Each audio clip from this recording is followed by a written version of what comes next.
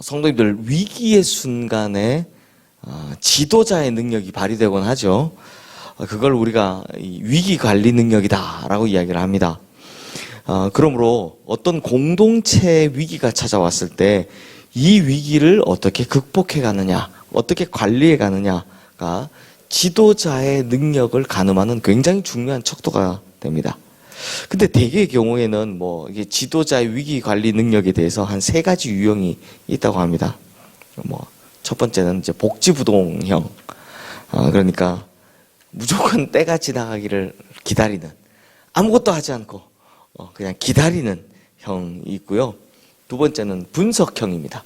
대체 이 일이 왜 일어났는지, 앞으로 어떻게 대처해야 될지 열심히 분석하는 형입니다. 그런데 이제 대부분 이런 유형들은 분석의 힘은 강하지만 밀어붙이는 힘은 약하죠. 마지막 3번째는 정면 돌파형이 있습니다. 해결 방향을 잡으면 어렵고 힘들든지 간에 무조건 이제 그 일을 해 나가는 또 사람들이 있습니다. 이제 이번 주에 저희가 히스기야라는 사람을 보게 될 텐데요. 오늘 우리가 본문에서 읽은 히스기야 왕이 대표적인 정면 돌파형 지도자입니다. 히스기야가 왕이 되었을 때요, 유다의 정치적인 상황이, 또 주변 국가의 상황이 녹록지 않았습니다. 우리 오늘 본문 1절 2절 말씀 우리 함께 볼까요? 다시 한번 읽어보겠습니다. 이스라엘 왕 엘라의 아들 호세아 제3년에 유다 왕 아하스의 아들 히스기야가 왕이 되니 그가 왕이 될 때 나이가 25세라. 예루살렘에서 29년간 다스리니라. 그의 어머니의 이름은 아비요 스가리아의 딸이더라. 자, 히스기야가 남유다의 왕이 되었을 때 북이스라엘 왕이 누구라고 합니까? 호세아. 우리가 앞장에서 보았던 것처럼 호세아가 바로 북이스라엘의 마지막 왕이죠. 즉 북이스라엘 멸망할 때 왕이 바로 호세아입니다. 그때 보았듯이 호세아가요, 아수르라는 북쪽의 강대국과 이제 남쪽에 있는 애굽 사이에 줄타기 잘못했다가 결국 아수르에 의해서 멸망당하지 않습니까? 그러니 지금 남유다 역시 어떻다? 아수르와 애굽 사이에 굉장한 복잡한 정세 가운데 있다라는 겁니다. 신흥 강호인 아수르의 목적은 뭡니까?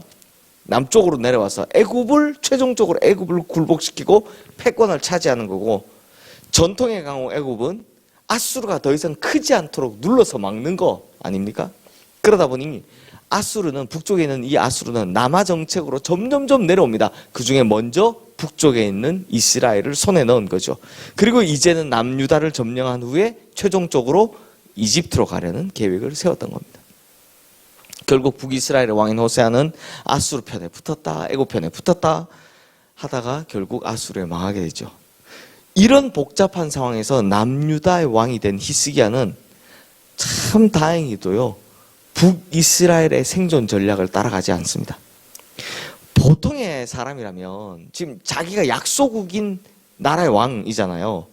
그러면 자기가 약소국 유다의 왕인 상태라면 북쪽에 있는 아수르에게 저항할 힘도 없고, 또 국경을 접하고 있는 자기랑 전통적으로 관계를 맺고 있는 이 애굽을 배반할 배짱도 없으니까 그냥 북이스라엘의 호세아처럼 이랬다 저랬다 이쪽 붙었다 저쪽 붙었다 했을 겁니다. 그런데 여기서요, 히스기야는 다른 방법을 선택합니다. 바로 정면 돌파를 선택하는데, 우리 3절 말씀 함께 읽겠습니다. 히스기야가 그의 조상 다윗의 모든 행위와 같이 여호와께서 보시기에 정직하게 행하여. 자, 이 말이 무슨 말이냐? 히스기야가 이 길로 갈까 저 길로 갈까 저 나라 갈까 이쪽에 붙을까가 아니라 뭘 선택했다? 다윗의 길을 선택했다라는 겁니다. 이스라엘이 다윗 때 이제 블레셋의 침공을 받는 약소국이었죠.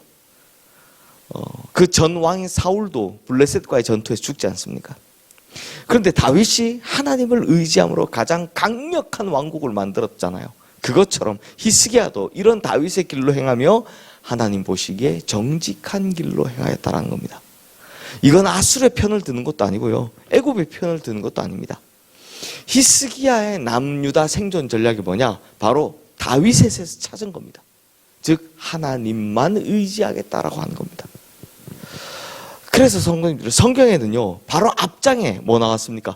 북이스라엘의 왕 호세아의 생존 전략, 그러다 망한 이야기, 그리고 남유다 왕 히스기야의 생존 전략과 살아남는 이야기가 연이어 딱 나오는 거죠. 그러면서 비교가 되는 겁니다.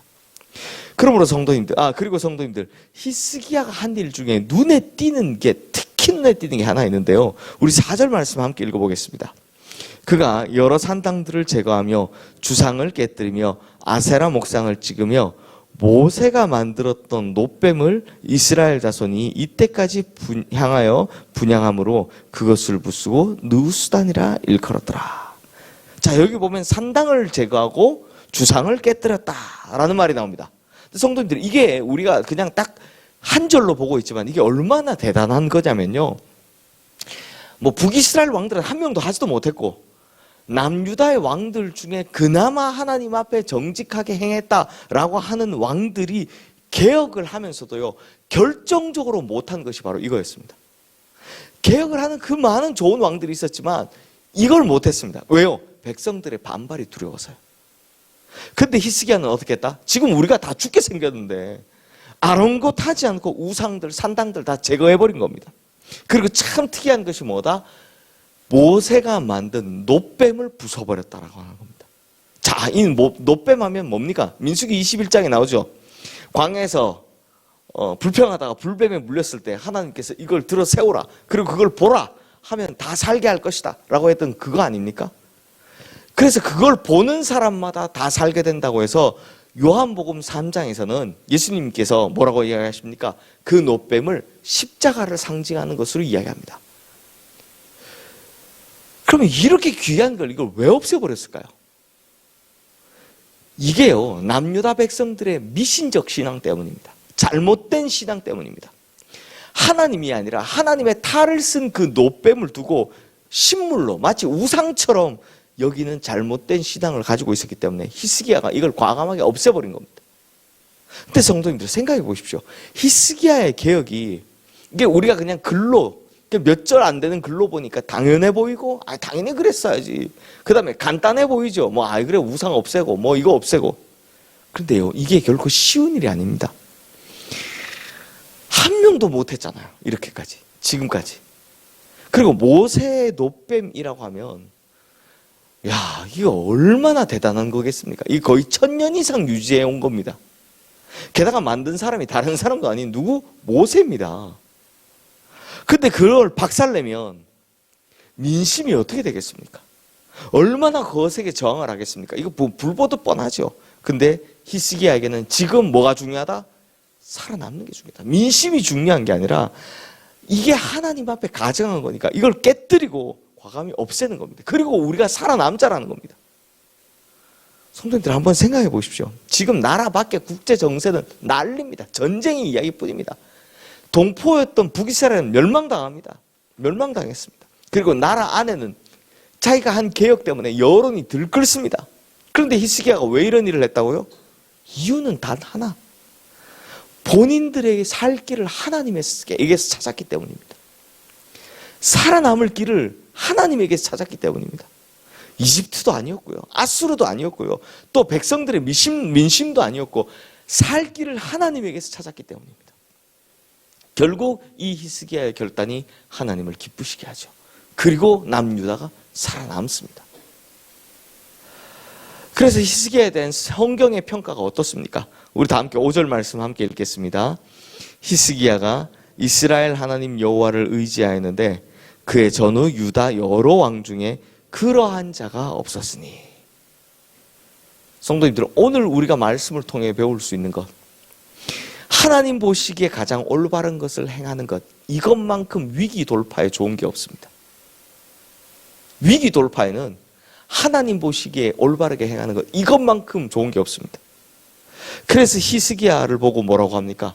그의 전후에 이와 같은 왕이 없었다라는 평가를 받는 위대한 왕이 된 거죠.